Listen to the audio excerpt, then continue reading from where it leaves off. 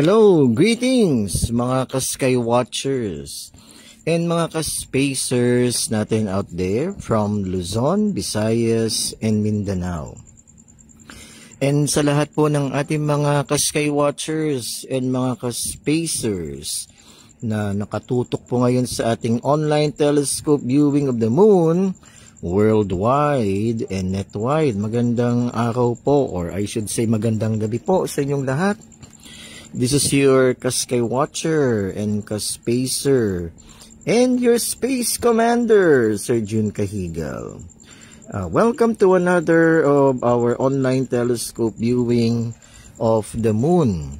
So today is August 14. It's a Wednesday, 2024. And right now you are viewing on screen our waxing gibbous moon. So last Monday po ganito rin po ako, nag-online telescope viewing ako, and last Monday was an almost first quarter moon. All right. So now we have here the waxing gibbous moon. The moon is about 68% illuminated. All right. So again, today is August 14, 2024. Ayan. So sa Manila, nagdidiwang po sila dahil may parade yung ating mga Olympians led by our two-time medalist si Carlos Yulo. Alright, pero ngayon nandito po tayo here live and alive dito po sa Las Piñas. Sa kalsada po tayo ng Las Piñas. Sa gitna po tayo ng kalsada. So, pasensya na po kayo kung makakarinig po kayo ng mga ingay ng aso or yung mga tunog ng motor, mga tricycle. Ayan. So, this is what we call street astronomy. Ayan, no? So, nasa gitna po tayo ng kalsada here in Las Piñas. So, shout out po sa mga taga Las Piñas out there, mga nakatutok po sa atin. Alright, so in a few minutes, we will be magnifying the image of our waxing gibbous moon. Gibbous kasi ang buwan po ay para na siyang oblong. Oh. Alright. And meron tayong mga nakikitang mga distinct lunar features like the usual, yung may dumaan na ibon. Nakita nyo po yun. So, comment down below kung nakita nyo yung ibon na yan. So anyway, going back, so the usual, we could see those dark patches. Yun po yung mga lunar plains or mares or Marias.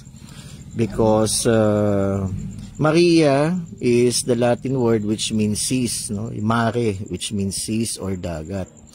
Kasi po yung mga unang astronomers, yung mga unang sailors, they thought that yung mga dark patches na yun that we see are bodies of water. No, kaya pinangalan niya na Mares or Maria. Kala nila dagat. But those dark patches are actually solidified pools of ancient basaltic lava. Yan, no? And yung mga bright areas of the moon are lunar highlands and impact craters. And meron tayong makikitang malaking crater near the terminator. That's the Copernicus crater. So, pag sinabi nating terminator, that's the imaginary line separating the lighted part of the moon.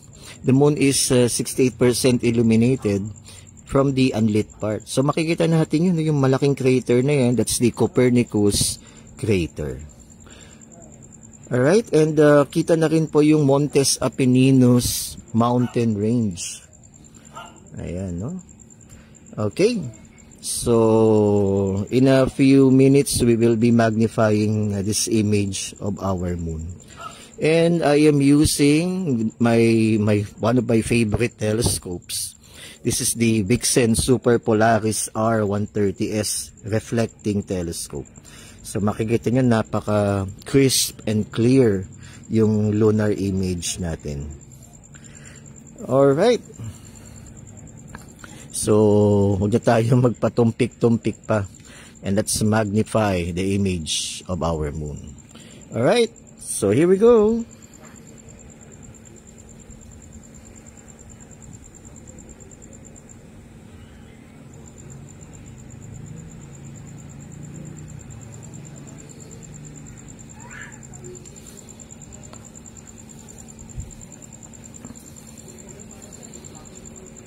Wow.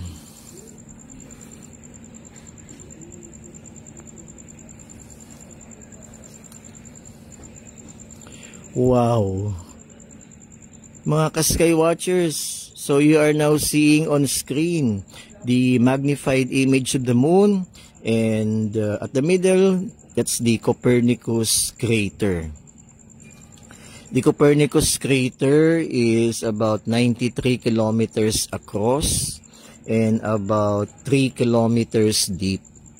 Ayan po. So, pag nilagay niyo po yung Las Piñas sa loob, malulunod po yung Las Piñas sa loob ng Copernicus crater.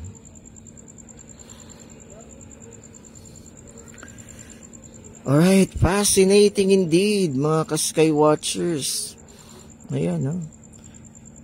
Medyo yung image sa parang kumukulo. So, that's just the interference from the Earth's atmosphere. No, pero napaka-clear ng ating image.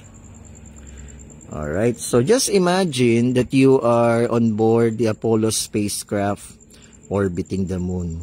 Alam niyo po mga ka-Sky Watchers, ang telescope kasi parang spaceship yan. Eh, oh. Para kayong nakasakay sa Apollo spacecraft in orbit around the moon.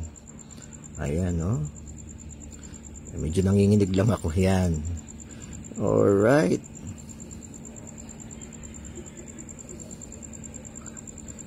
Okay, ayan po. So, nasa gitna, that's the Montes Apenninus mountain range. Ayan po, no? Named after the Apennine Mountains in Italy. Ayan.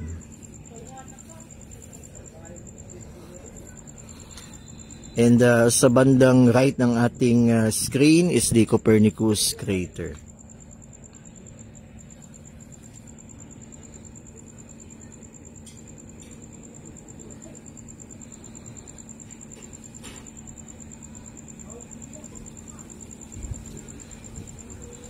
Alright, wala po akong masabi. Talagang I'm just fascinated. Though kahit na I have seen this a million times already, hindi po ako talaga nagsasawa. So just comment down below mga ka-Sky Watchers, no, kung ano po ang inyong masasabi. What are your comments or your reactions about this online telescope viewing of our waxing gibbous moon tonight? So the moon is 68% illuminated. Ayan, so ang daming craters dito.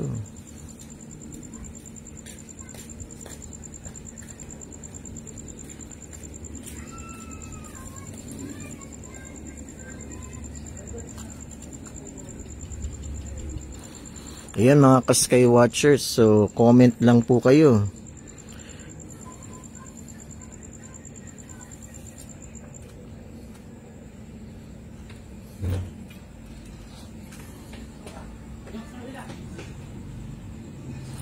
Alright, so shoutout po sa mga volunteers ko from the Sky Watcher Society of Las Piñas.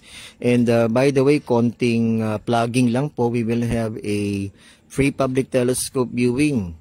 Come and see the moon at Robinson's Place, Las Piñas this coming Saturday, August 17, 2024. So we will open our telescopes at around 6 o'clock p.m. Ayan, so if you will be in the vicinity of Robinson's Place, Las Piñas, ayan, kita-kits tayo. So, but again, it will all depend on the weather, so let's just pray for clear skies. Anyway, according to Pag-asa, mukhang magiging favorable naman yung ating weather. So, let's just hope for the best. Pero ngayon, mga ka-Sky Watchers, so we have clear skies. Grabe, no? Kahapon, maulap eh. Pero ngayon, clear ang sky po natin, kaya nakapag ganito tayo, nag-telescope viewing tayo. And we can see lots of craters.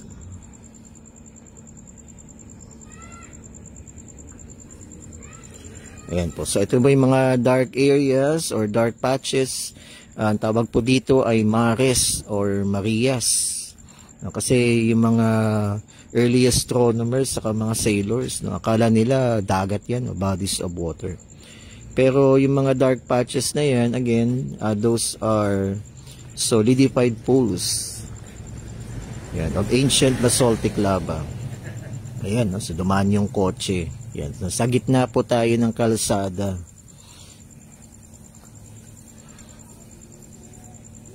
Ayan po mga ka-sky watchers and mga ka-spacers. So just comment down below.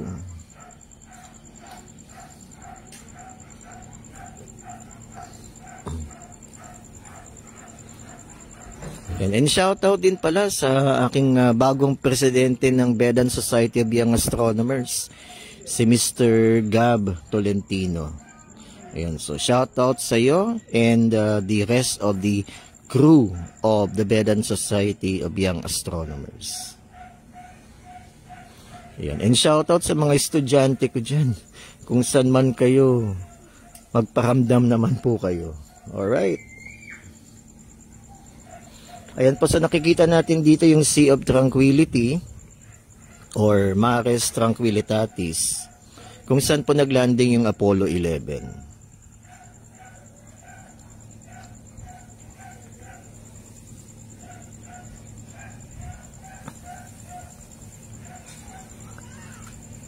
Okay.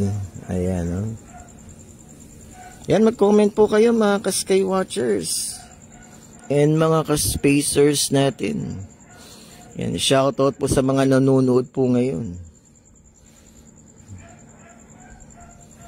Alright, so that's the Sea of Tranquility. Yan yung malaking black or dark patch na yan kung saan po naglanding yung Apollo 11.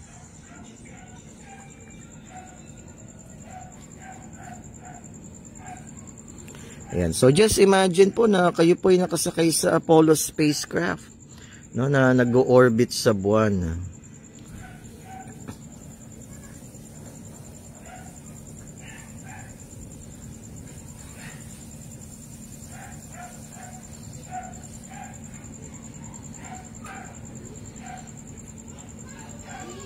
Ayan. And dito naman po, yan sa baba, ayan, pa unti-unti siyang umaakyat. That's the Montes Apenninus mountain range that was named after the Apennine Mountains in Italy. Yan. Ito po, no? And yung nasa right side po ng ating lunar image, yung malaking crater na yan, is the Copernicus crater. Fascinating. Yan.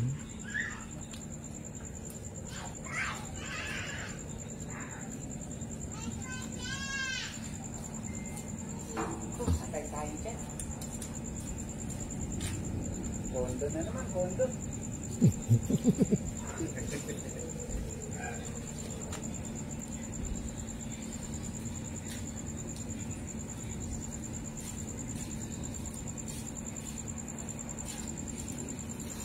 Ayan mga ka-sky watchers, mag-comment po kayo kung anong masasabi po ninyo sa ating lunar imaging tonight. And gamit ko po itong Vixen Super Polaris R130S reflecting telescope. Ayan.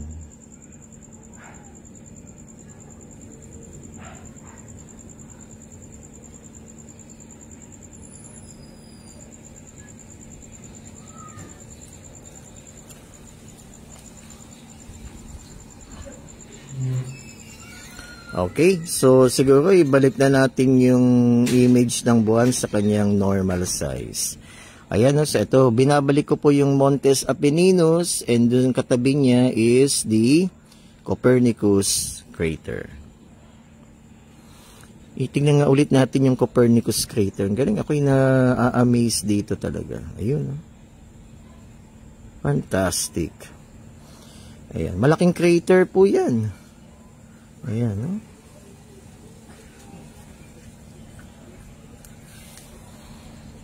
Alright, siguro, and sa mga following days, kung clear po yung skies, baka makita rin natin yung Tycho crater. Yan. Pero ito, this is the Copernicus crater. Named after Nicholas Copernicus. So, siya po yung nagbigay ng idea that the sun is the center of the solar system. Yung heliocentric model. No? So, kinontra niya si Ptolemy kasi si Ptolemy siya yung nagbigay ng geocentric model stating that the earth is at the center, no? Pero sabi ni Copernicus, hindi, it's the sun. And then Galileo confirmed everything through his observations of Venus using the telescope. Ayan po. So that's Nicholas Copernicus. Ayan, sige, balik na natin yung buwan sa kanyang normal size.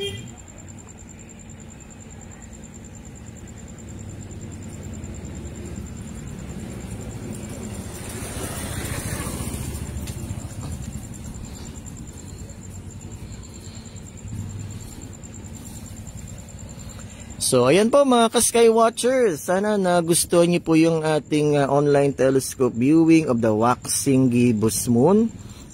Again, the moon is about 68% illuminated. And again, today is August 14, 2024. So, mga past 7 na ho ng gabi.